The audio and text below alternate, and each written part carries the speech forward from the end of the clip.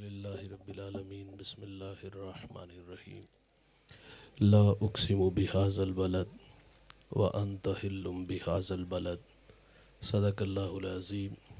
دروشی پڑھیے گا۔ الصلاۃ والسلام علیک یا رسول اللہ وعلی آلک و اصحابک یا سیدی یا حبیب اللہ۔ حمد و ثنا کے بعد عزت و تکریم کے لائق اسٹیج کی زینت قبلہ پیر صاحب، مقتدر علماء، معزز محتشم حاضرین، السلام علیکم ورحمۃ اللہ۔ چند باتیں آپ کے گوش گزار کر کے گفتگو سمیٹ لوں گا۔ دعا ہے اللہ حق بیان کرنے کی توفیق عطا فرمائے۔ قابل عمل باتوں پر ہم سب کو عمل کر کے زندگی کی راہوں کو درست کرنے کی توفیق عطا فرمائے۔ ارشاد باری تعالیٰ ہے لا اقسم بہذا البلد، فرمایا مجھے شہر مکہ کی قسم۔ مکۃ المکرمہ وہ عظیم شہر ہے جس کی عظمت کا حوالہ کوئی ایک نہیں بلکہ اس کے بہت سارے حوالہ جات ہیں۔ شہر مکہ کی قسم ارشاد فرمائی تو ذہن طواف کرنے لگا، شاید کہ اللہ تعالیٰ نے اس شہر کی قسم اس لیے ارشاد فرمائی کہ یہاں چپے چپے پہ نبیوں نے قدم جمائے ہیں۔ شہر مکہ کی عظمت کا ایک حوالہ وہاں کعبۃ اللہ ہے، اللہ کا گھر ہے جہاں اللہ کی 120 رحمتیں اترتی ہیں، اور کعبے پہ پہلی نظر پڑے جو دعا کی جائے دعا قبول ہوتی ہے۔ غالباً غوث اعظم تھے، آپ کی پہلی نظر کعبہ پہ پڑی تو انہوں نے پہلی دعا ہی یہی کی کہ یا اللہ تو مجھے مستجاب الدعوات بنا دے، کہ میں جو بھی دعا کروں وہ میری دعا قبول ہو جائے۔ کعبے پہ پہلی نظر پڑے دعا مانگو تو دعا قبول ہوتی ہے۔ یہاں ایک بات عرض کرتا چلوں، ایک شخص اللہ کے گھر میں آیا اور حضور فرماتے وہ لمبا سفر کر کے آیا اور وہ لمبے لمبے ہاتھ اٹھا کے دعا کر رہا تھا، تو فرمایا اس کی دعا قبول کیسے ہو؟ تن پہ پیرہن حرام کا، پیٹ میں لقمہ حرام کا، تو اللہ تعالیٰ اس کی دعا کو قبول کیسے کرے؟ اگر حرام کا ایک نوالہ بھی کھایا جائے تو دعائیں مستجاب نہیں ہوتی۔ اللہ کے رسول فرماتے ایک شخص نے 10 دراہم میں لباس خریدا، 9 حلال کے تھے اور ایک ساتھ حرام کا شامل کر لیا، اور وہ کپڑے پہن کے وہ نماز پڑھے تو فرمایا اللہ اس کی نماز بھی قبول نہیں فرمائے گا۔ من دودھ میں ایک قطرہ پیشاب کا ڈال دیا جائے تو کیا ہوگا؟ سارا دودھ ناپاک ہو جائے گا۔ حلال کے ساتھ حرام کو شامل کیا جائے تو اللہ تعالیٰ عبادت بھی قبول نہیں فرماتا۔ حضرت میاں شیر محمد شرک پوری رحمۃ اللہ علیہ، رزق پاک ہو تو دعائیں مستجاب ہوتی ہیں۔ میاں شیر محمد شرک پوری رحمۃ اللہ علیہ نماز فجر پڑھ کے وضو خانے کی چھت پہ بیٹھ کے وظائف میں مشغول ہوتے تھے، تو ایک دن نمازی کہتے کہ حضرت سے باران رحمت کی دعا کی درخواست کرنی ہے۔ آپ معمول کے مطابق نماز فجر پڑھتے ہیں اور فوراً وضو خانے کی چھت پہ آ کے بیٹھ جاتے ہیں، اور جو نمازی تھے وہ ایسے زاویے میں کھڑے ہو گئے جہاں سے حضرت آسانی سے دکھائی دے سکے، تو وہ زبان سے تو نہیں کہتے جب حضرت نگاہ اٹھا کے دیکھتے ہیں، بلکہ ہاتھ کے اشارے سے کہتے ہیں کہ آپ دعا کریں، اور آپ پھر نگاہیں جھکا لیتے ہیں۔ تھوڑی دیر بعد پھر دزدیدہ نگاہوں سے دیکھتے ہیں تو مرید شاگرد نمازی دعا کی درخواست ہاتھ کے اشاروں سے کرتے ہیں، اور جب یہ 2-4 دفعہ ایسا ہوا تو پھر میاں شیر محمد شرک پوری رحمۃ اللہ علیہ موج میں آ گئے۔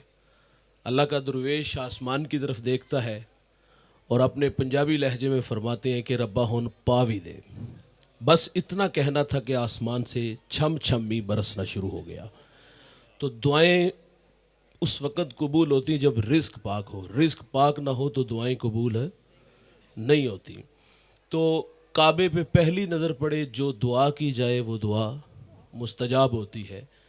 تو جب مکہ کی قسم ارشاد فرمائی تو یہ خیال کہ شاید کہ اللہ نے اس شہر کی قسم اس لیے فرمائی کہ یہاں اللہ کا گھر کعبہ ہے، تو اس شہر کی عظمت کا ایک حوالہ وہاں حجر اسود ہے، وہ جنت سے آیا ہوا پتھر جس کو اہل ایمان بڑی عقیدت سے چومتے ہیں، اور اس کا بوسہ لینا ایسے ہے کہ وہ رب سے مصافحہ ہے، اور قیامت کے دن حجر اسود کو آنکھیں بھی دی جائیں گی اور زبان بھی، اور جس نے عقیدت سے چوما ہوگا اس کی گواہی بھی یہ پتھر دے گا۔ اور اس پتھر کو میرے کریم آقا صلی اللہ علیہ وسلم نے چوما ہے، اور اس پتھر کو حضرت عمر فاروق نے بھی چوما، لیکن چومتے ہوئے مخاطب ہو کے اتنا کہا کہ تجھے اس لیے چومتا ہوں کہ تجھے میرے محمد نے چوما ہے، میں فرض محبت ادا کر رہا ہوں، کسی کی ادا کو ادا کر رہا ہوں۔ صحابہ حضور کی اداؤں سے پیار کرتے تھے، ابن عمر تھے اور یہ حضور کی سنتوں کے عاشق کہا جاتا ہے انہیں۔ آپ اس درخت کو پانی دیا کرتے تھے جس کے سائے میں میرے رسول صلی اللہ علیہ وسلم چند لمحوں کے لیے ٹھہرے تھے، چند لمحوں کے لیے ٹھہرے تھے۔ تم جس پیڑ کے نیچے، سنا ہے آج بھی اس پیڑ کا سایہ بہکتا ہے، اور وہ ایک بار جدھر سے گزرے ہیں نصیر، ہزار بار ادھر سے بہار گزری ہے۔ تو حضرت عمر اس کے سائے میں بیٹھا کرتے تھے، اسے پانی دیا کرتے تھے۔ اچھا، ابن عمر رضی اللہ تعالیٰ عنہ اونٹنی پہ سوار تھے اور گول چکر لگانے لگے۔ کسی نے وجہ پوچھی تو آپ فرماتے میں نہیں جانتا، تو فرمایا پھر چکر کیوں لگا رہے ہو؟ کہا اسی جگہ پہ میں نے رسول اللہ کو اونٹنی پہ سوار دیکھا اور چکر لگاتے دیکھا، میں تو حضور کی ادا کو ادا کر رہا ہوں۔ وہ حضور کی اداؤں سے پیار کرتے تھے۔ یار حضرت ابن عمر ہی تھے، ایک درخت کے پاس سے گزرے اور سر جھکا لیا، تو ساتھ جو دوست تھے انہوں نے کہا کہ یہاں اتنے تکلف سے گزرنے کی ضرورت نہیں تھی کہ آپ سر جھکا کے گزر رہے ہو۔ تو آپ فرماتے ایک دفعہ میں حضور کے ساتھ سفر میں تھا اور سر راہ یہی درخت آیا، اس وقت اس درخت کا قد چھوٹا تھا اور اللہ کے رسول صلی اللہ علیہ وسلم یہاں احتیاط سے گزرے، تو گو کہ فرمایا اس کا قد جتنا مرضی بڑا ہو گیا ہے، میں نے حضور کو یہاں سے گزرتے ہوئے سر جھکا کے گزرتے دیکھا تھا، میں تو حضور کی ادا کو ادا کر رہا ہوں۔ تو صحابہ تو حضور کی اداؤں سے پیار کرتے تھے۔ شہر مکہ کی عظمت کا حوالہ وہاں حجر اسود، وہ پتھر جو جنت سے آیا ہے، جس کو اہل ایمان عقیدت سے چومتے ہیں۔ کبھی آپ نے دیکھا یہ منظر، جب حاجی حجر اسود تک پہنچتا ہے تو اس کی آرزو ہوتی ہے اس کو بوسہ دینا، وہ بوسہ ایک جگہ سے نہیں دیتا کہ ایک بوسہ لیا اور آگے بڑھا، اس کے پاس ٹائم زیادہ نہیں ہوتا کیونکہ وہاں ہجوم ہوتا ہے، اور اگر کوئی پہلوان بننا چاہے، طاقت دکھانا چاہے تو لوگ وہاں سے اٹھاتے ہیں اور باہر پھینک دیتے ہیں یا پاؤں نیچے کچلا جاتا ہے۔ وہاں کھڑا ہونا، وہاں زیادہ دیر بندہ کھڑا نہیں ہو سکتا، لیکن جس حاجی کو موقع ملتا ہے نا حجر اسود کے بوسے کا، تو وہ صرف ایک جگہ سے بوسہ نہیں لیتا بلکہ وہ 2 سیکنڈ کے اندر پورے پتھر کو چومتا ہے، دائیں سے بھی، بائیں سے بھی، اوپر سے بھی، نیچے سے بھی، درمیان میں سے بھی۔ اور بھائی چوم لیا تو آگے بڑھو۔ تو یہ سارے پتھر کو 2 سیکنڈ 3 سیکنڈ میں کیوں چومتا ہے؟ وہ دراصل محمد عربی کے لبوں کو تلاش کرتا ہے کہ شاید کہ میرے رسول کے یہاں لب لگے ہوں، شاید کہ یہاں لب لگے ہوں، شاید کہ یہاں لب لگے ہوں، میں فرض محبت ادا کر رہا ہوں، کسی کی ادا کو ادا کر رہا ہوں۔ شہر مکہ کی عظمت کا یہ حوالہ کہ وہاں حجر اسود ہے، اور اس کی عظمت کا ایک حوالہ وہاں چاہے زمزم، وہ پانی جس کو نسبت حضرت اسماعیل علیہ السلام سے ہے، کہ جب حضرت اسماعیل علیہ السلام نے پاؤں کو ٹھوکر ماری تو ٹھنڈے پانی کا چشمہ جاری ہوا۔ بھائی جان وہ پانی شفا بھی ہے، دوا بھی ہے اور غذا بھی ہے، اور اس پانی کو آپ جس نیت سے پیو گے اللہ دعا قبول فرمائے گا۔ ایک بہت بڑے محدث حج کے لیے آئے ہوئے تھے، تو لوگ لائن میں کھڑے ہو کے ان سے مصافحہ کر رہے تھے، تو ایک سیدھا سادہ آدمی اس نے آ کر کے زمزم پیا اور لائن میں کھڑا ہو گیا۔ جب باری آئی تو کہا حضرت ایک مسئلہ پوچھنا ہے، سنا ہے بڑوں سے کہ زمزم کو جس نیت سے پیا جائے تو دعا قبول ہوتی ہے۔ کہا بالکل ایسے ہی ہے۔ تو کہا میں ابھی پی کے آیا ہوں۔ تو کہا کیا دعا کی؟ کہا دعا کی ہے کہ میں نے آپ سے اللہ کے رسول صلی اللہ علیہ وسلم کی 100 حدیث سننی ہے۔ تو لوگوں سے معذرت کی، اسے بٹھایا اور حضور کے فرامین سنانے شروع کر دیے۔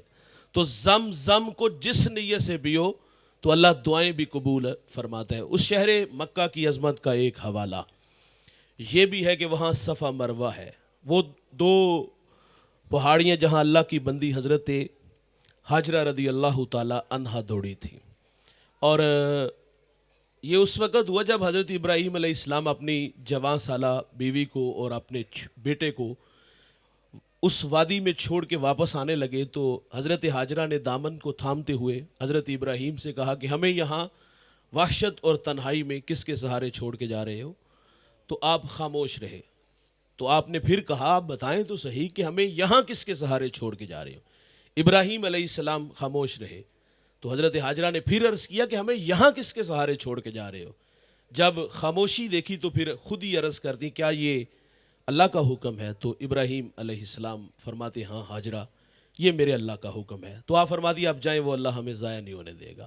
اور پھر اللہ کی بندی نے وہاں دن کی تنہائیاں اور رات کی وحشتیں کاٹی. اور حفیظ جلندری اس وادی کا نقشہ بیان کرتا ہے کہ وہ وادی تھی جہاں وحشت بھی قدم رکھتی تھی ڈر ڈر کے، جہاں پھرتے تھے آوارہ تھپیڑے بادے سر سر کے، جہاں نہ پھول کھلتے تھے جہاں نہ گھاس اگتی تھی، مگر وہ سر زمین تھی کہ آسماں بھی جھک کے ملتے تھے.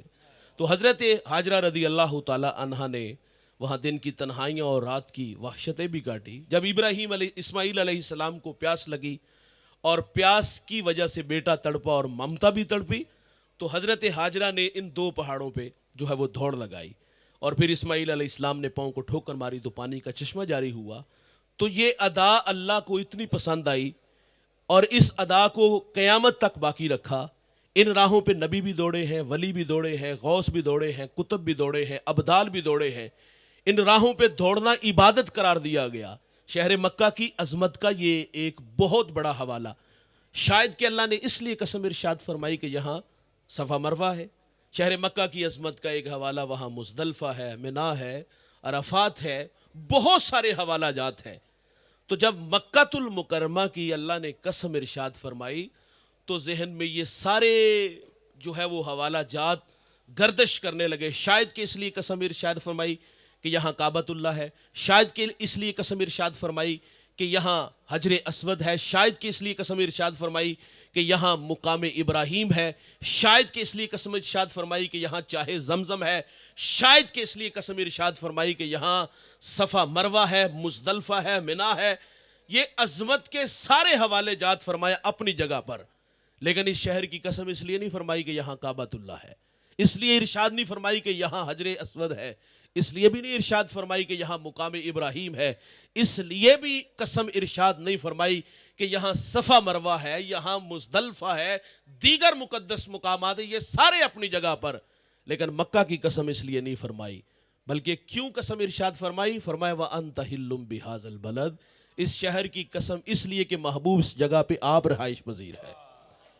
صدر ہر جا کے نشینت صدر است، صدر جس جگہ پہ بھی بیٹھ جائے نا بھائی وہی جگہ مقام صدر ہو جاتی ہے.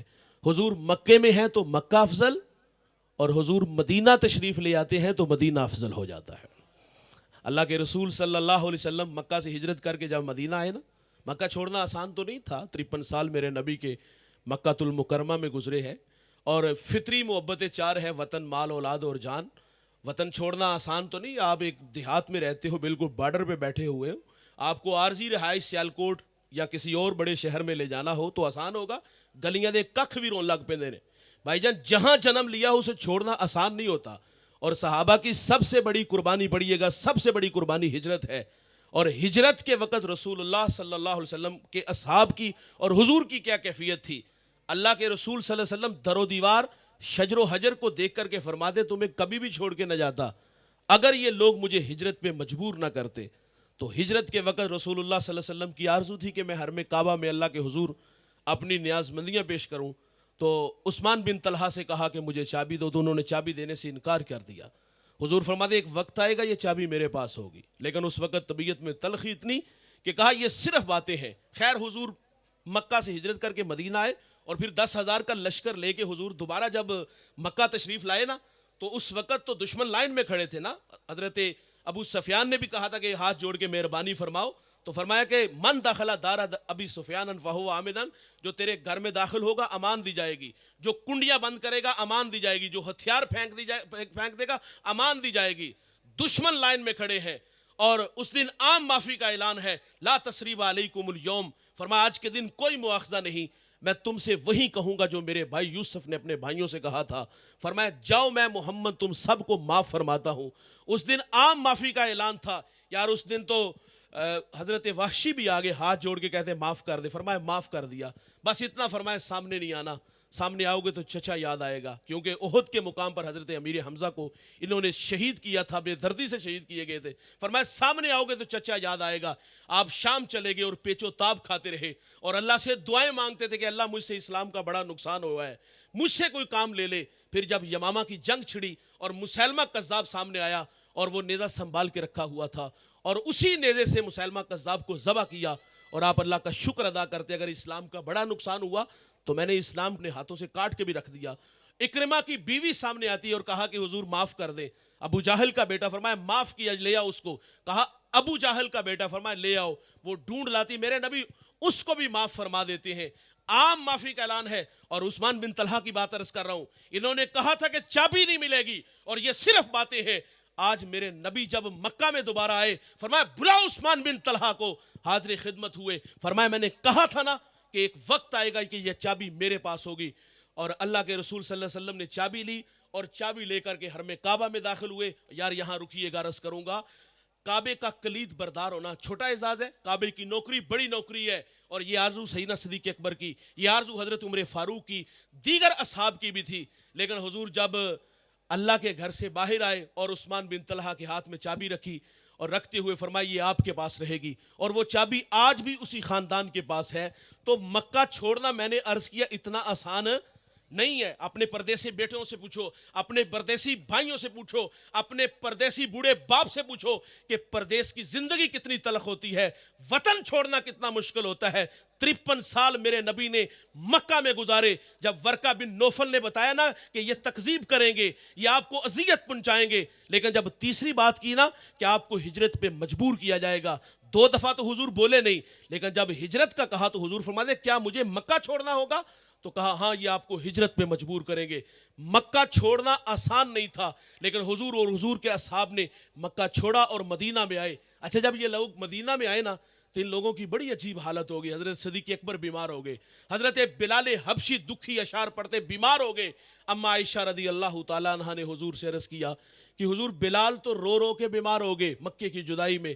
تو پھر سنیے گا، رسول اللہ کے ہاتھ اٹھے اور اللہ کے حضور عرض کرتے کہ مالک میں دعا کرتا ہوں کہ جس طرح تو نے مکے کی محبت ہمارے دلوں میں ڈالی، اے اللہ 2 گنا زیادہ مدینے کی محبت ہمارے دلوں میں ڈال دے۔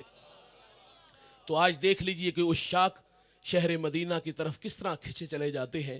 مکہ بھی افضل ہے، مدینہ بھی افضل ہے، حضور مکے میں ہے تو مکہ افضل، حضور مدینہ تشریف لے آتے ہیں تو مدینہ افضل ہو جاتا ہے۔ تو اللہ تعالیٰ سے دعا ہے، میں سفر سے واپس آیا ہوں، حضرت نے بتا دیا، تو میں زیادہ مخاطب ہوتا، زیادہ باتیں آپ سے کرتا، لیکن تھوڑے وقت میں جو کہا آپ نے سنا، اللہ مجھے آپ کو عمل کی توفیق عطا فرمائے اور حضور نبی رحمت صلی اللہ علیہ وسلم کی لازوال محبت سے مالا مال فرمائے۔